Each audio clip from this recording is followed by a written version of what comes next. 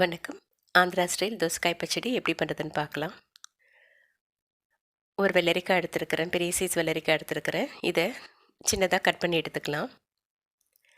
ஒரு கடாயில் கொஞ்சமாக எண்ணெய் விட்டுக்கிறேன். அதில் 2 பச்சை மிளகாய் சேர்த்து நல்லா வதக்கி எடுத்துக்கிறேன்.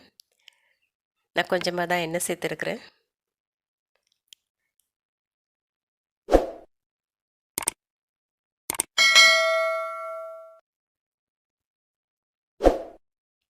மிளகாய் நல்லா வதங்கினோன்னே ஒரு சின்ன தக்காளி சேர்த்துக்கிறேன். காரம் ஆந்திரா ரெசிபீஸ்லாம் காரம் ரொம்ப அதிகமாக இருக்கும். நான் நமக்கேற்ற காரம் தான் சேர்த்துருக்கிறேன். உப்போட மிளகாயோட அளவு ஜாஸ்தி ஆக ஆக அதை ஈக்குவலைஸ் பண்ணுறதுக்காக உப்போட அளவும் புளியோட அளவும் ஜாஸ்தி ஆகும். காரத்தை குறைக்கிற இடத்துல உப்பும் ஆட்டோமேட்டிக்காக குறைஞ்சிடும். கட் பண்ணி வச்சுருக்க வெள்ளரிக்காயை அதில் சேர்த்துக்கிறேன். ஒரு 300 கிராம் வரை வெள்ளரிக்காய் எடுத்துருக்கிறேன் இன்றைக்கி நான். இது கொஞ்சம் மீடியம் ஃப்ளேமில் வச்சுட்டு கருகாமல் சிவக்காமல் வறுத்து எடுக்கணும். இதில் கலர் ரொம்ப முக்கியமாக பார்ப்பாங்க. இது ஒவ்வொரு டிஸ்ட்ரிக்டில் அங்கே ஒவ்வொரு மாதிரி பண்ணுவாங்க. சில பேர் தக்காளி சேர்த்துப்பாங்க, சில இடத்துல அரைச்சதுக்கப்புறம் தயிர் சேர்த்துப்பாங்க. இது ரொம்ப குழைய வெந்துடக்கூடாது, ஆனால் வெந்துடணும். கொஞ்சம் கிறிஸ்பாக வெந்தோன்னே ஸ்டவ் ஆஃப் பண்ணிடலாம்.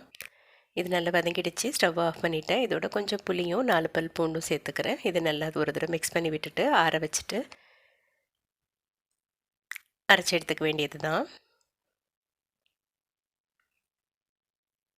இது நல்லா ஆறிடுச்சு. இதோட ஒரு ஸ்பூன் வேர்க்கடலை சேர்த்துக்கிறேன். இந்த வேர்க்கடலை வாசனை ரொம்ப நல்லாயிருக்கும் சாப்பிடும்போது. இது எல்லாத்தையும் கொஞ்சம் கரகரப்பாக கொஞ்சம் உப்பு சேர்த்து அரைச்சி எடுத்துகிட்டு வந்துடலாம்.